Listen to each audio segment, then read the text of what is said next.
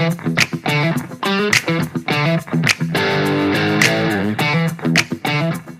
you, and welcome to Are You Not Entertained? Our weekly catch up of all the news in the world of movies, streaming, TV and all that good stuff. Let's have a look at what caught our eye this week. Last week we were talking about Deadpool and Wolverine and how well that was doing. Currently it's over 1 billion, so 1.16 billion at the box office worldwide, doing really well. You said maybe 2 billion. I don't think it's going to quite make 2 billion. I might be a bit wrong, a bit out on that. Might have overstretched 2 billion. I said 1.5, I don't even think it's getting close to that. It'd be good if it gets to 1.2, but yeah, so currently doing well. It's been knocked off top spot though by Alien Romulus, which again on last week's show we talked about how well the reviews were coming out about the movie. Really strong reviews coming out. That knocked Deadpool and Wolverine off of the top spot with an opening weekend of around about $40 million worldwide. And currently sits at its second weekend of 129 million at the box office, so budget of 80 million. Do you think that's a success? Do you think that's going to go on for a while? Yes, I do. I think that's got some legs to it. I thought Deadpool and Wolverine would hang in a little bit stronger. Yeah. I'm a little bit surprised at how that has kind of dropped off quite a lot over the last few weeks. Like I said last week though, Alien isn't my cup of tea. Very happy for all the horror genre fans out there that are going to go and are going to enjoy it. Not my cup of tea. So do I think it's going to have the legs on it? Probably, because there is a big enough market out there of people that like the jump scares and the horror. So good luck to it. Not my cup of tea, not the sort of movie that I enjoy, but for those that are enjoying that kind of genre, I hope that you too enjoy this movie, and I hope it does have legs. I think the good thing coming out about it is that it's a strong movie in its own right. It's not you just go in and you get lots of horror, gore. It's coming out and it is a good sci-fi movie in its own right. So 2 weeks in, 129 million, budget of 80 million. That's a success, and it's already made its money back. So that's going to go for a while, and maybe it leads on to a sequel. What we didn't cover last week, which probably went under everybody's radar, were great talking about what's going well, what's not going so well. Borderlands. This is a movie that came out last week, and it's based off a game. It's a video game adaptation, and it's got some stars in it. Kevin Hart, quite a few people that you see in lots of movies, successful movies. Jack Black's in it.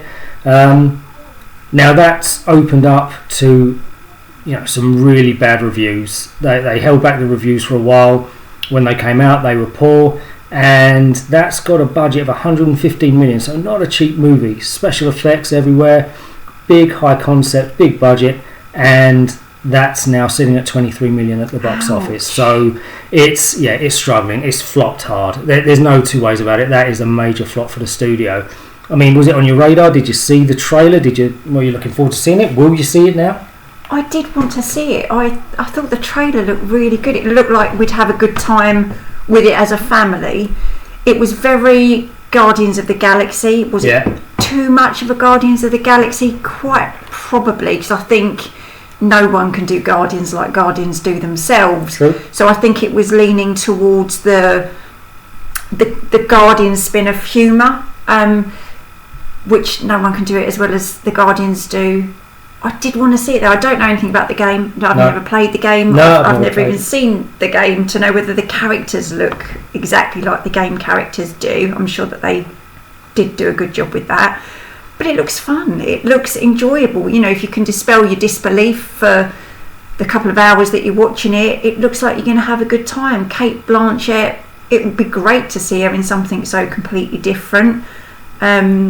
Who's the lady that was in Everything Everywhere All at Once? Jamie Lee Curtis, who's in it. Oscar winner. She looks like she's going to be good in it. And the young girl that was in Barbie, playing the daughter in Barbie. And Jack Black, I know he's only the voice, but they've put some money into great. it. I mean, look at Kung Fu Panda. His voice is Kung Fu Panda. He's great at putting his voice to characters. So I do still want to see it, despite the fact it's been panned quite severely. I now want to see it more, because it's coming out so bad. Yeah.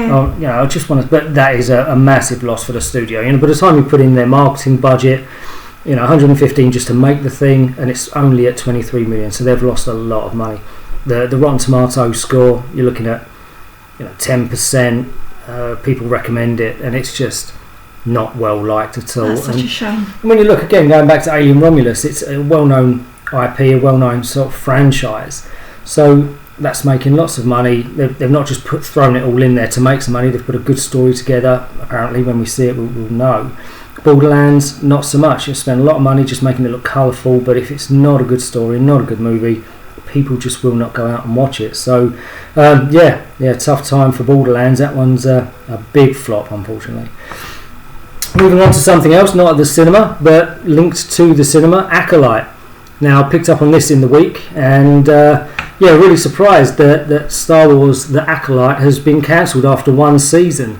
Now, I watched the show, and no apologies for liking certain Star Wars things, and I can appreciate if something isn't great Star Wars related, just to enjoy it still, to be part of that Star Wars world.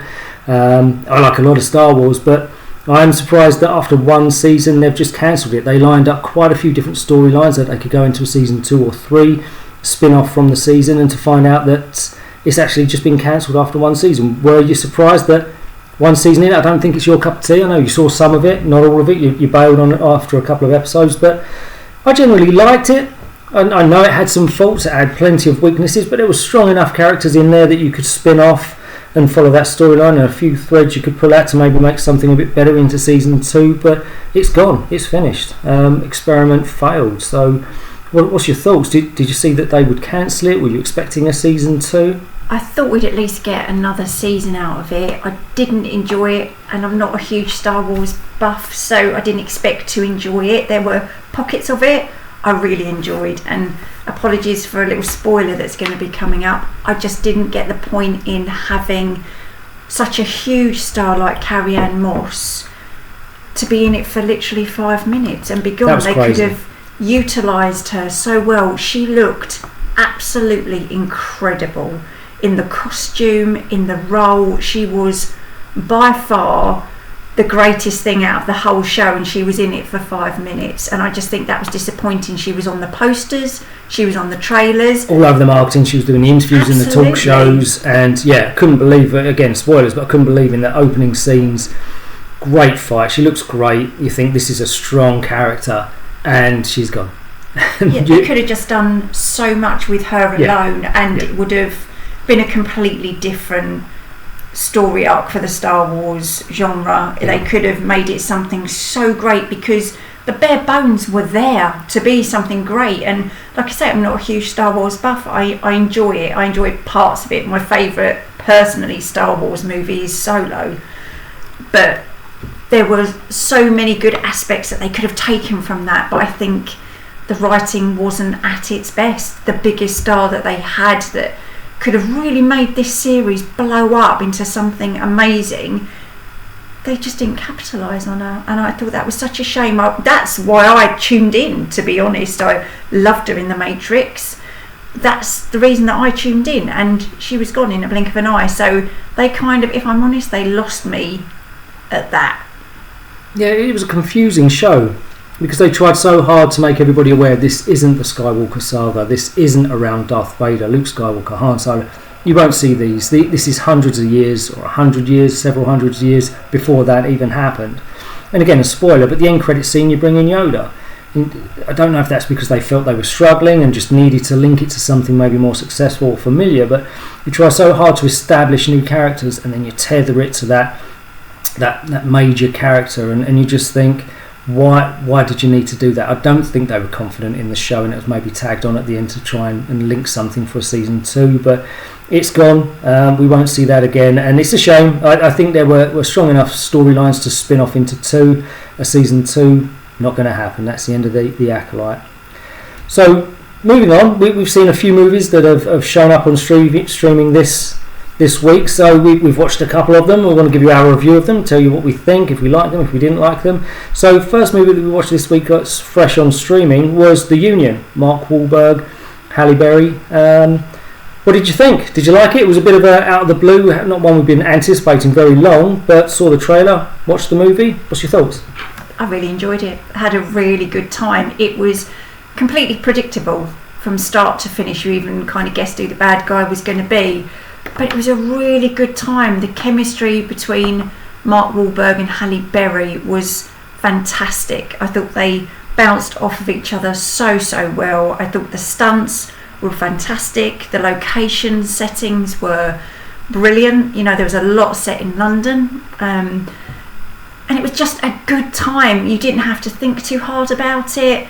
You didn't have to guess what was going to happen. It was all just unfolding naturally. It was at a good pace. It wasn't too long. The characters, all of the characters were really good acting, good storyline. Will it set records alight? It probably won't, but did I enjoy it for what it was? I really did. I had a good time. I think it's one of those movies where you'll see it's showing up, I think, was it on Netflix? It's showing up as number one around the world as movie being watched at the moment.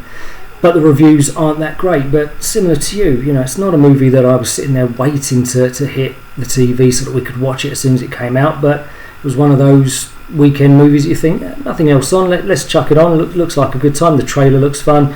And same as you, it was a fun time. It's a spy thriller comedy.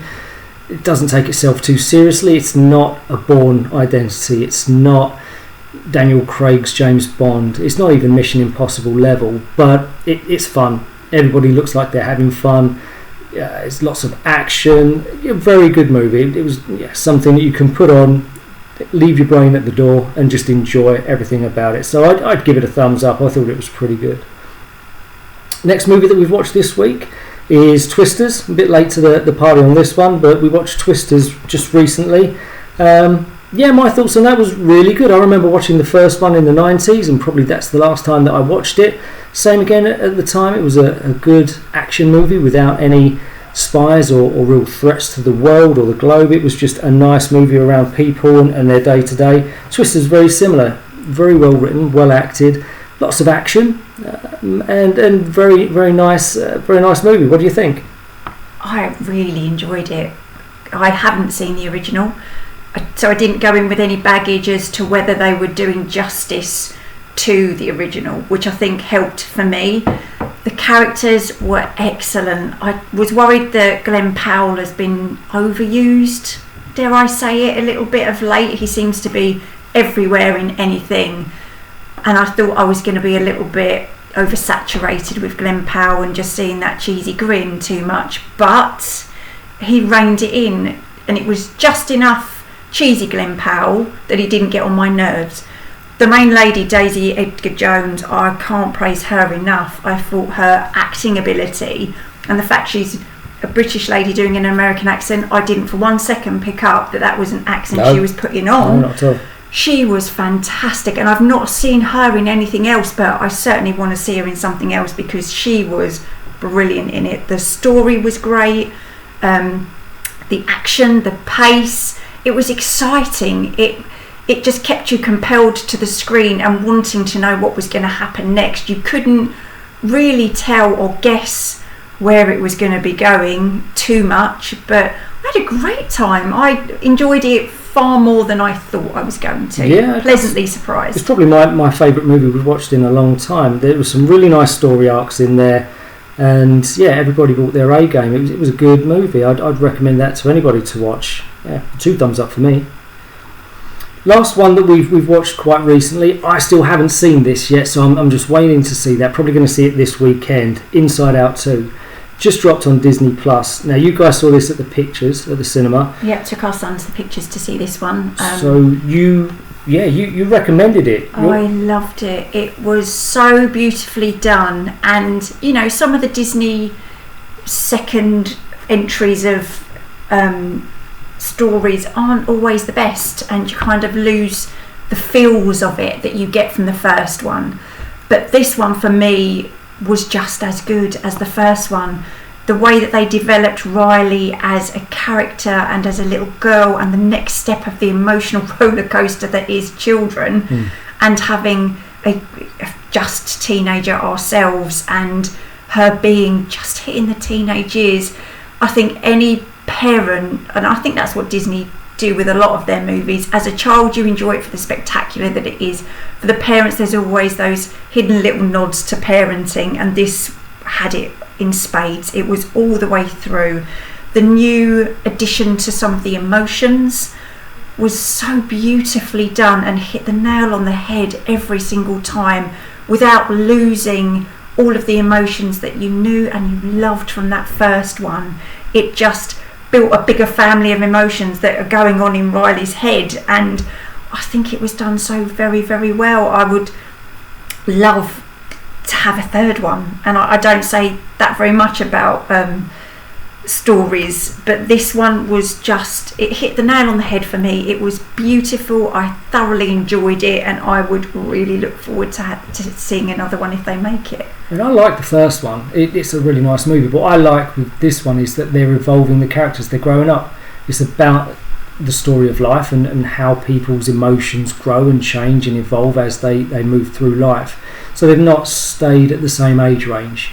The characters are getting older, the parents are getting older, the daughter's getting older, and I think that's the way forward for any sequel, really, is to see that evolution. There's so much more you can do with the storylines if characters are just going through life. There's so much more that you can relate to as an audience member going through life with these characters, rather than have them stuck at the same age doing the same things. We spoke about The Incredibles last week, and apart from introducing Jack into the second one, there really were, you know, lots of similarities to the first one, where the children were the exact same age. It's like the Simpsons scenario where Maggie's still sucking 30 it years, down, and you know they're still, you know, bringing out gold, but 30 years of the same age range, and there's not very much that they can do to mine the characters. And it's the Simpsons is the Simpsons, but you know, characters like Inside Out, you can go through that, and I find it really interesting, and it's the way to go. Moana 2 coming out, you know, she's older, she has a younger sister that is now going to go through